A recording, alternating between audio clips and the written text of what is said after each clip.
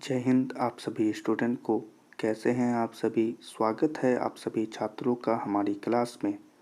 आज की क्लास में हम फिर से साइंस के महत्वपूर्ण और वीवीआई ऑब्जेक्टिव क्वेश्चंस आप सभी छात्रों के लिए लेकर के आए हैं, जो आपके बिहार बोर्ड मैट्रिक बोर्ड परीक्षा 2024 के लिए बहुत ही महत्वपूर्ण है। तो आप सभी छात्र इन सारे प्रश्नों को जल्दी से देख लें और आज ही इन सारे प्रश्नों को याद कर लें। उम्मीद है आप हमारी बातों को समझ गए होंगे। चलिए प्रश्नों की तरफ चलते हैं और अपने पहले प्रश्न को देखते हैं। प्रश्न है, सामान्य आँख के लिए स्पष्ट दर्शन की न्यूनतम दूरी होती है।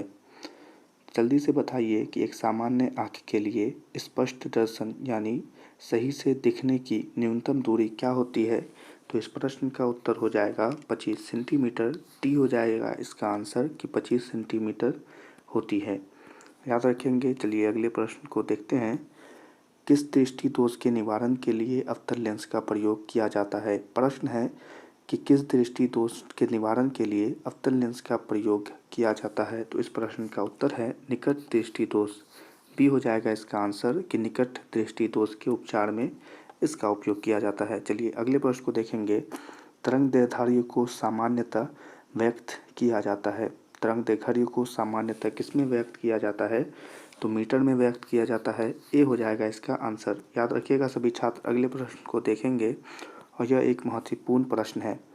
निकट दृष्टि दोष में किस लेंस का प्रयोग किया जाता है। सभी छात्र बताएंगे कि निकट दृष्टि दोष के उपचार में किस प्रकार के लेंस का उपयोग किया जाता है। तो इस प्रश्न का उत्तर हो जाएगा अवतल लेंस। बी हो जाएगा इसका आंसर कि अवतल लेंस का प्रयोग किया जाता है। याद रखिएगा सभी छात्र। अगले प्रश्न को देखेंगे। जरा दृष्टि दोष को दूर करने के काम में लाया गया लेंस होता है। जल्दी से बताइए कि जरा दृष्टि दोष जो एक प्रकार का दोष है, उसे दूर करने के लिए किस प्रकार के लेंस का उपयोग किया जाता है। तो इस प्रश्न का उत्तर हो जाएगा बाइफोकल। डी हो जाएगा इसका आंसर। याद रखेंगे सभी छात्र। अगले प्रश्न को देखेंगे। श्वेत प्रकाश में कितने वर्ण होते हैं। छोटा सा प्रश्न है। इसका उत्तर है कि 7 वर्ण होते हैं। डी हो जाएगा इसका आंसर 7। याद रखेंगे। चलिए अगले प्रश्न को देखेंगे। श्वेत प्रकाश की किरण जब किसी प्रिज्म से होकर गुजरती है, तब जो वर्ण सबसे अधिक विचलित होता है वह कौन सा होता है। और यह एक महत्वपूर्ण प्रश्न है और इस प्रश्न का उत्तर है बैगनी। सी हो जाएगा इसका आंसर। याद रखेंगे आप सभी छात्र। अगले प्रश्न के उत्तर देंगे।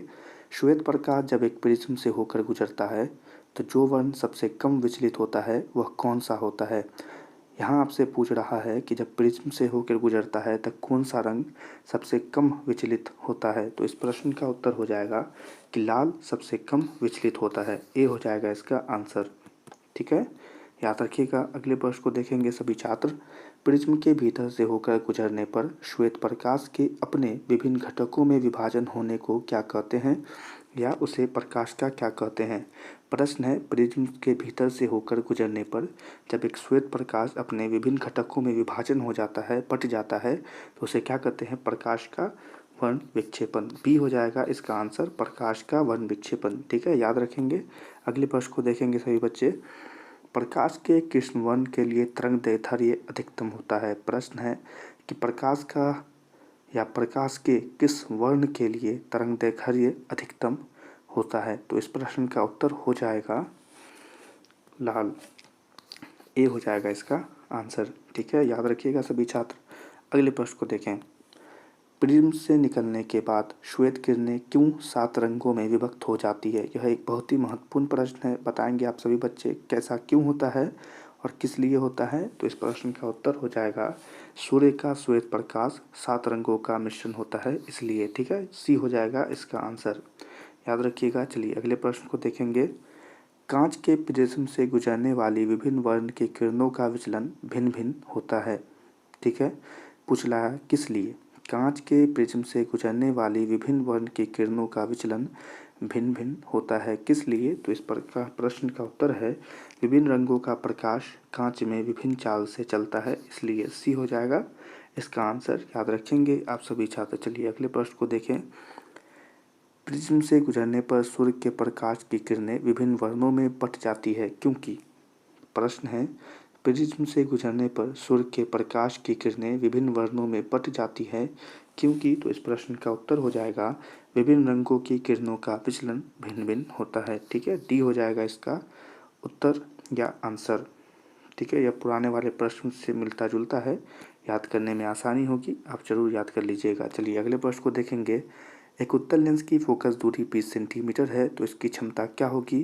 और क्षमता पूछ रहा है, तो इस प्रश्न का उत्तर हो जाएगा कि इनमें से कोई नहीं है, डी हो जाएगा इसका आंसर। याद रखिएगा आप सभी छात्र। चलिए अगले प्रश्न को देखेंगे।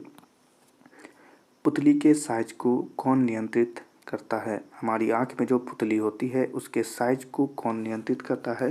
तो इस प्रश्न का उत्तर हो जाएगा परितारिका, बी हो जाएगा इसका आंसर। अगले प्रश्न को देखेंगे।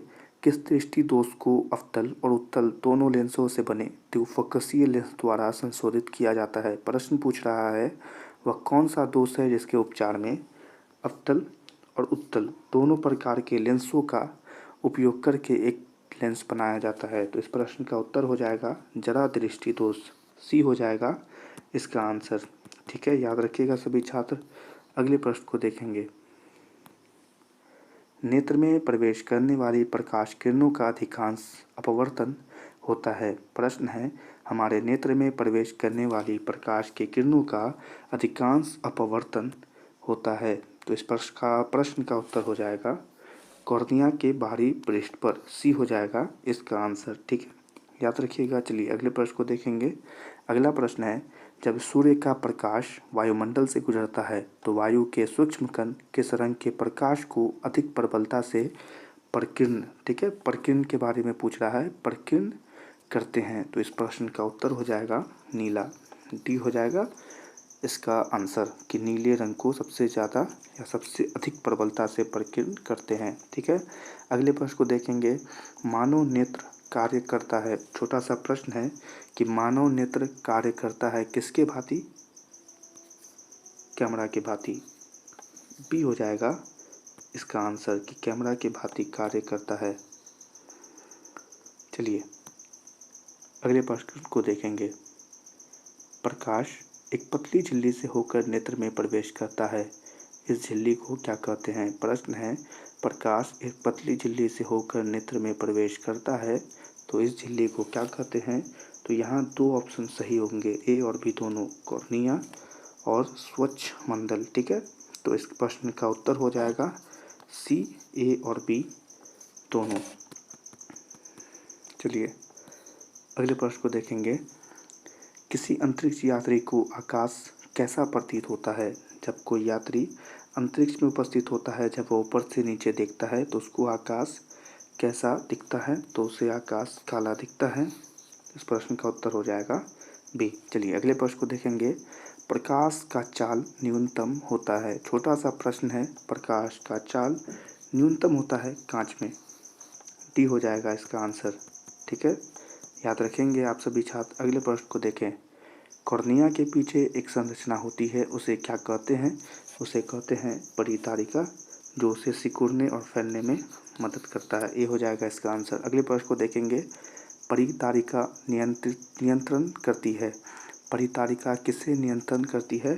तो पुतली के साइज को बढ़ाने और घटाने में, बी हो जाएगा इसका आंसर। ठीक है, डी हो जाएगा इसका आंसर, पुतली के साइज को बढ़ाने या घटाने के लिए। चलिए अगले प्रश्न को देखें।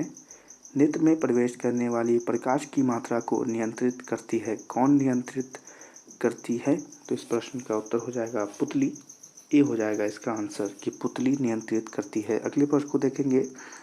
वृहत संख्या में प्रकाश सुग्राही कोशिकाएं कहाँ होती है? वृहत संख्या में प्रकाश सुग्राही कोशिकाएं कहाँ होती है? तो इस प्रश्न का उत्तर हो जाएगा रेटिना, ए हो जाएगा इसका आंसर कि रेटिना में होती है। ठीक, याद रखेंगे अभी सभी छात्र। अगले प्रश्न को देखें। विद्युत सिग्नल कौन उत्पन्न करता है? प्रश्न है कि विद्युत सिग्नल कौन उत्पन्न करता है? तो इस प्रश्न का उत्तर है प्रकाश सुग्राही, बी हो जाएगा इसका आंसर। चलिए अगले प्रश्न को देखेंगे। सिग्नलों की व्याख्या कहाँ होती है? तो सिग्नलों की व्याख्या मस्तिष्क में होती है, ए हो जाएगा इस प्रश्न का उत्तर। याद रखेंगे सभी छात्र। अगले प्रश्न को देखें।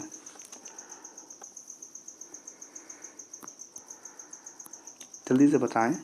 मोतियाबिंद की स्थिति होती है जब, तो इस प्रश्न का उत्तर 2 होगा, यानी कि आंसर है इसका डी पहला।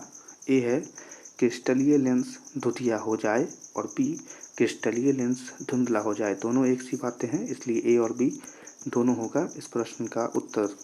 ठीक है, चलिए अगले प्रश्न को देखेंगे।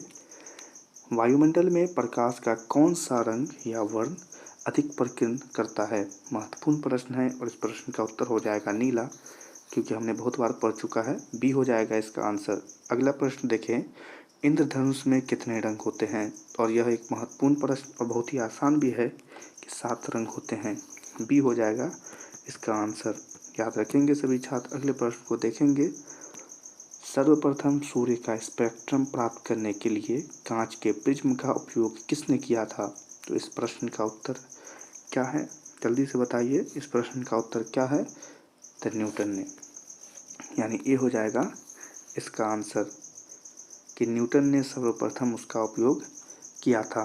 तो ये थे आपके साइंस के महत्वपूर्ण और मोस्ट वीवीआई ऑब्जेक्टिव क्वेश्चन। आप सभी छात्र इन सारे प्रश्नों को आज ही याद कर लेंगे।